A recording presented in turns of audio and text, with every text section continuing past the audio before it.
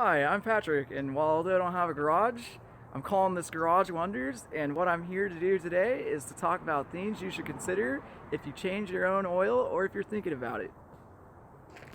Look, although a good garage is the most ideal place to change your oil, I'm lucky enough to have a spot where I'm planning for at least an hour to change my oil, if need be.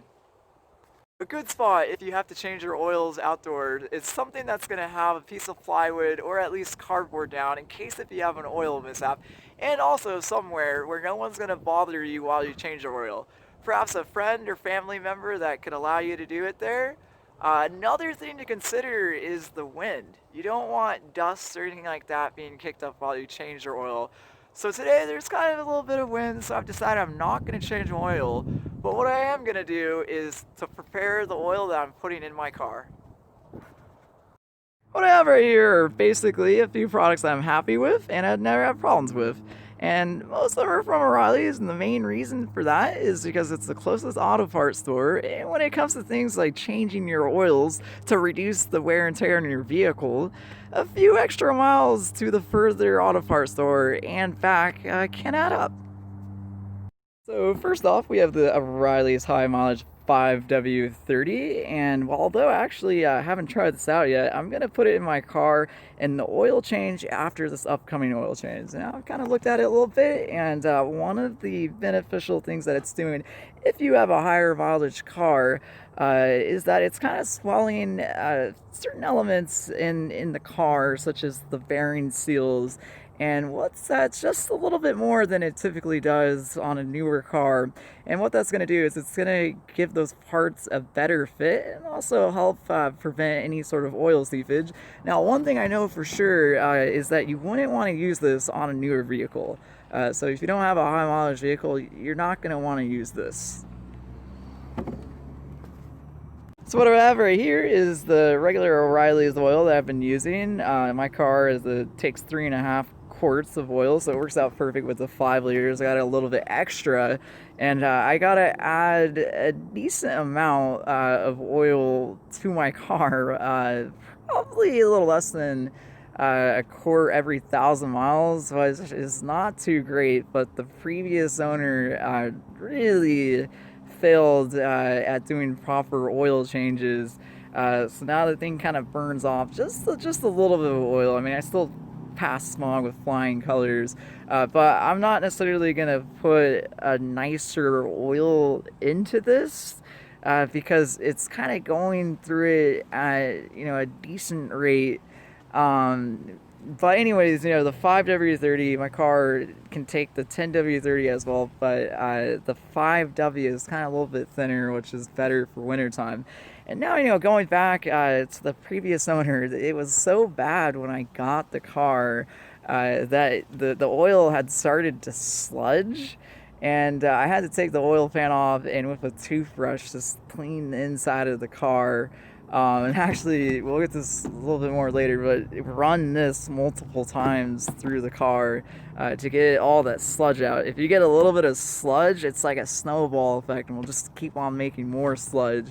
But recently, with this colder weather, I guess like I've never driven the car hard enough to trip the oil pressure relief valve. That'll typically happen in colder weather on startups. So this 5W will definitely just be a little bit thinner on colder days. It's be better for the engine. And now another thing too. So the car, like I was saying, takes 3.5 quarts.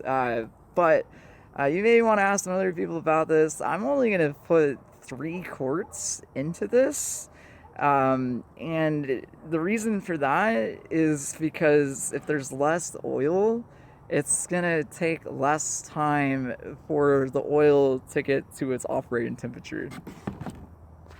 Here is some seafoam, which is pretty similar to STP or Bearman products if you ever use those. If you've never used this stuff or similar products, I'd really recommend taking a closer look at it. I mean, it's got a lot of uses for, let's say, like possibly getting a little bit of water out of your fuel tank or just kind of a general fuel stabilizer. But the big thing that I'm going to talk about is actually just adding a little bit right before you're about to do your oil change, just to kind of clean the engine out, just a tad bit.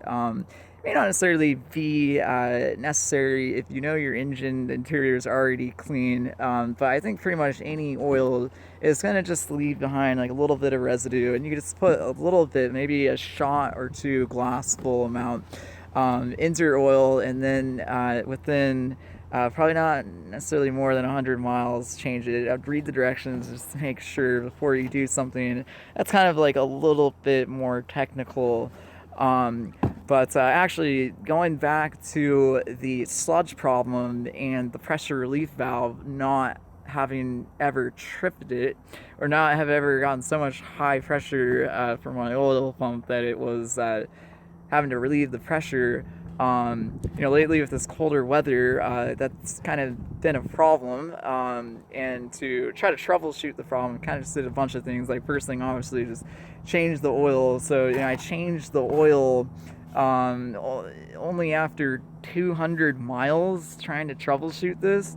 So I'd be really careful if you're gonna do something like this. But I saved just a little bit of the oil from the previous change, because I had 3.5 quarts in it, and I kind of just wanted to only have like 3 quarts, actually probably about 2.5 quarts. I was kind of running it a little bit on the lower side of normal with this stuff. Right here is pretty easy to explain. It definitely improves the quality of your oil. If you're getting a real high quality oil, then maybe it already has similar stuff to this in it. But overall, if you've never used this before and put it into your car, you'll probably instantly notice that your car is going to be running smoother and quieter. So yeah, I'd really recommend into looking into stuff like this. So I just want to back up a little bit and just talk about a couple little things. One of the things that's nice about changing your oil is that during the winter time, you can actually run just a little bit less oil, you probably want your dipstick at probably about halfway.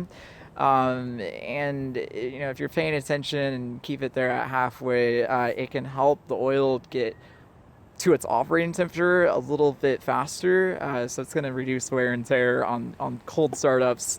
And also with this, I really can't emphasize that I've made sure that the oil is good and doesn't have anything in it. I mean, if there's any sort of little tiny tissue papers or something, in the funnel that I'm going to be using to put this in there, the oil filter will catch that. Like, I really would not recommend doing something like this unless if you're really confident that you didn't get anything into the oil.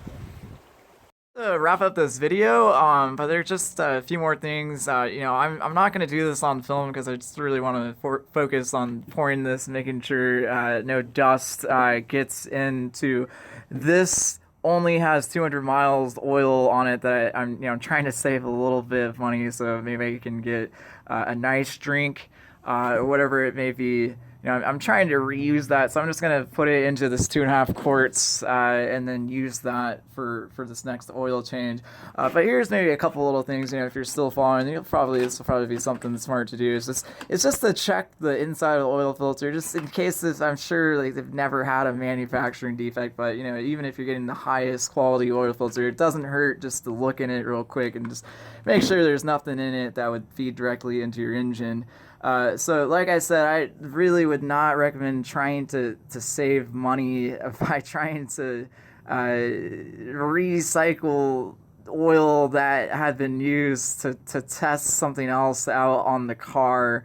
But I know it's good and I got the experience. So anyways, I'm just gonna go ahead and turn the phone off or end this video. And